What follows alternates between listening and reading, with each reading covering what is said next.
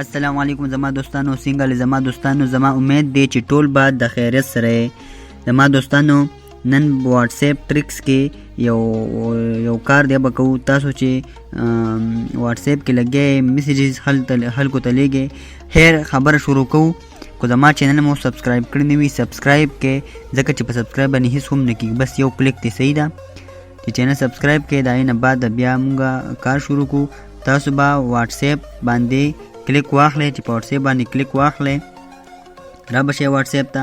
واتس اپ نه بعد به تاسو داسې کار وکړئ چې تاسو به په دې 3 ډاټس باندې به کلیک واخلئ چې په دې 3 ډاټس باندې کله کلیک واخلئ بیا به سیټینګ ته ورشئ چې سیټینګ ته ورشئ بیا به ورشئ اکاونټ ته چې اکاونټ ته ورشئ بیا به ورشئ د پرایویسي ته به چې ورشئ نو تاسو ته به داسې انټرفیس راشي نو اوس تاسو وایي چې لاست سین یعنی تاسو اوس واتس اپ په 10 بجې بند کو او تاسو افلاین شوئ نو خلکو ته به پته لګي چې آو دې په 10 بجې افلاین شوي دي یعنی دلته به تاسو ته دغه راشي نو کو دلته تاسو لیکلی شئ چې یاره ایوری ون هر یو سړی دی ګوري یا صرف زما کانټیکټ وي چا سره ای دی ګوري یا چې چاته پته نه لګي نو که تاسو وایئ چې چاته پته نه لګي تاسو به په دې نو بوډي باندې کلیک واخلئ ها بل که تاسو خپل پکچر چاته شو کول نه غواړئ نو په دې پروفایل پک فوټو ته به راشئ په دې کلیک واخلئ نو تاسو ته وایي چې هر سړی کتی شي یا ستاسې چا سره کانټیکټ دی هغه کتی شي یا چې نه بالکل نه نو که تاسو وایئ چې بالکل څوک نه ګوري نو په نو بوډي باندې به کلیک واخلئ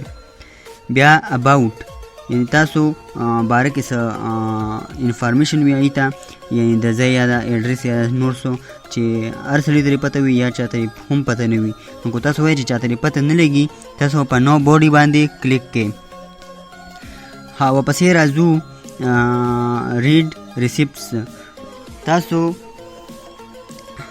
ته دا نشان ښکاري تاسو چې په دا اوس امپورټنټ شیز دی صحیح ده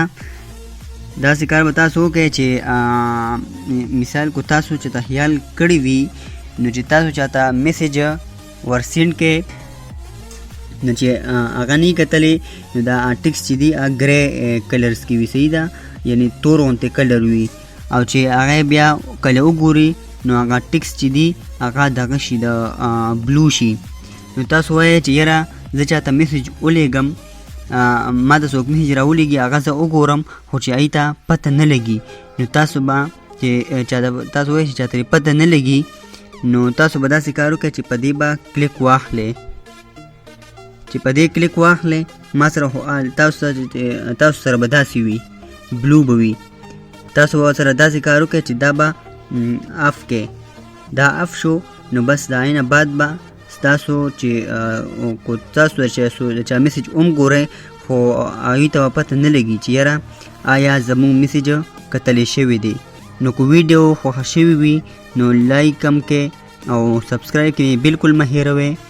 او کو بیا هم درته څه مسلې وي نو په واتس اپ باندې ما سره بالکل